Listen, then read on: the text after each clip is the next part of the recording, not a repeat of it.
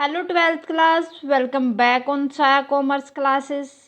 सो 12th class मैं आपके सामने फिर हाजिर हूँ इकोनॉमिक्स की एक और नई वीडियो के साथ। जैसा कि आपको पता है इकोनॉमिक्स के अंदर हम डिस्कस कर रहे थे chapter number 2 national income and related aggregate. Student last class के अंदर हमने डिस्कस किया था इनकम वैल्यू मेथड, जिसके अंदर हम नेशनल इनकम को कैलकुलेट करते थे जिसके अकॉर्डिंग।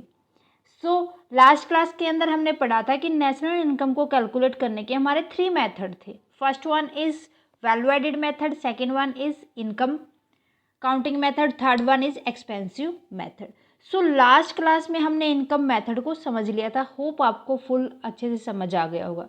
बच्चा इससे रिलेटेड तीनों मेथड को कंप्लीट कर लेंगे, तब इनसे रिलेटेड हम प्रैक्टिकल क्वेश्चंस को डिस्कस करेंगे ताकि ये तीनों मेथड आपको अच्छे से समझ आ जाए, क्योंकि ये बहुत ही इंपॉर्टेंट है। यहाँ से एक ना एक क्वेश्चन बन के हमारा जरूर आता है। ठीक है, तो आज की क्लास में हम डिस्कस करने जा रहे हैं प्रोडक्ट मेथड और वैल्यू एडिड मेथड। जो प्रोडक्ट मेथड होता है इसी को क्या कहा जाता है, वैल्यू एडिड मेथड। हमें इसको अच्छे से समझना है कि वैल्यू एडिड मेथड होता क्या है।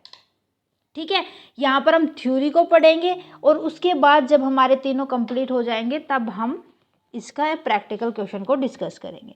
सबसे पहले देखेंगे कि मीनिंग क्या होता है प्रोडक्ट मेथड का। उसके बाद हम प्रोडक्ट मेथड को ही वैल्यू एडिड मेथड कहा जाता है, ये भी याद रखना है आपको। देखते हैं क्या है इस मेथड के अंदर, किस तरीके से हमें इनकम को कैलकुलेट करना है। देखो लास्ट क्लास के अंदर हमने इनकम काउंटिंग मेथड को डिस्कस कर लिया था। कोई भी डाउट नहीं होगा आपका, डाउट होता तो प्लीज़ मुझे बता दिया करो बच्चा कि मैम मेरा इस टॉपिक के अंदर ये डाउट रह गया।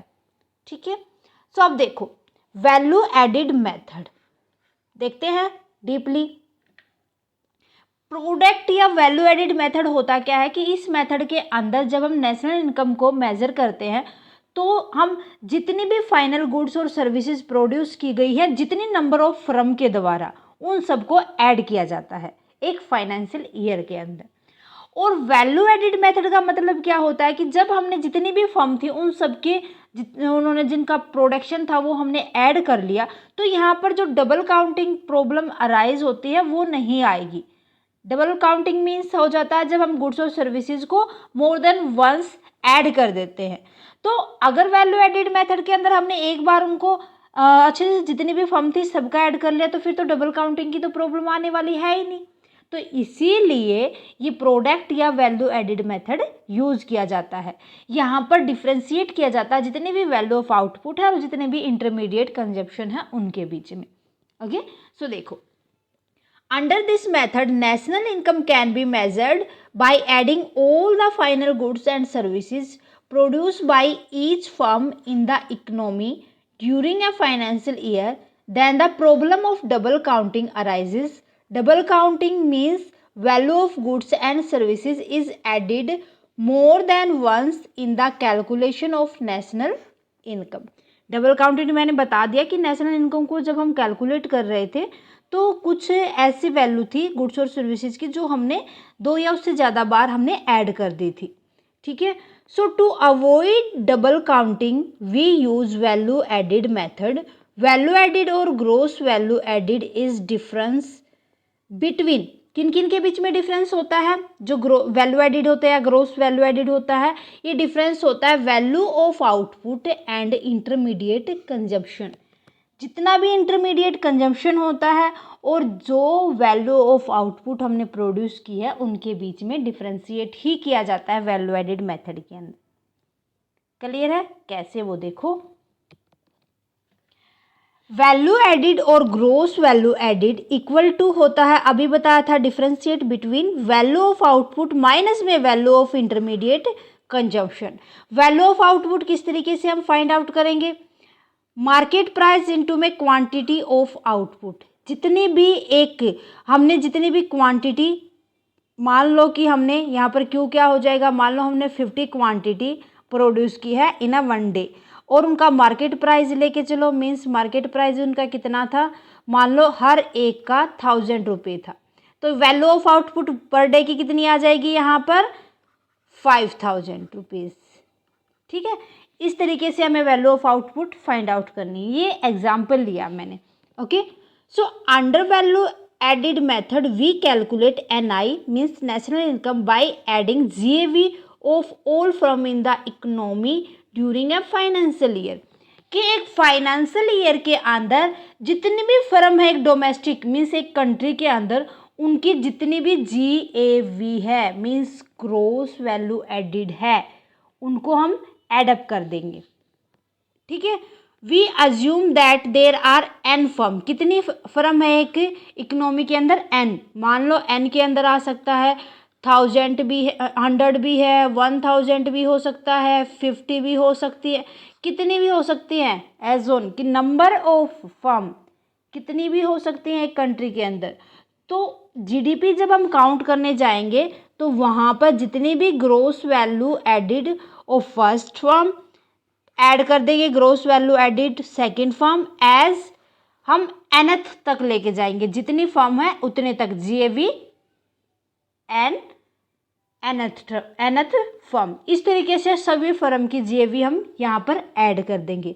उसके बाद हम जितनी भी जीडीपी होगी वो क्या हो जाएगी सिग्मा ऑफ जीएवी आई का मतलब यहाँ पर क्या है 1 यूनिट के लिए हमने लिया है, 1 यूनिट के लिए लिया है हमने।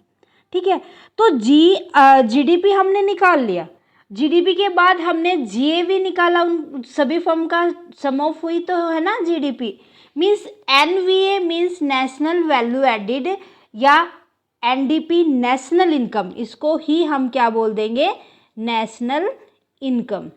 अब नेशनल इनकम हो जाएगी हमारी जितनी भी जीएवी, जितनी फर्म की जीएवी थी उसमें से डी आई मीन्स हम डेप्रिसिएशन माइनस कर देंगे।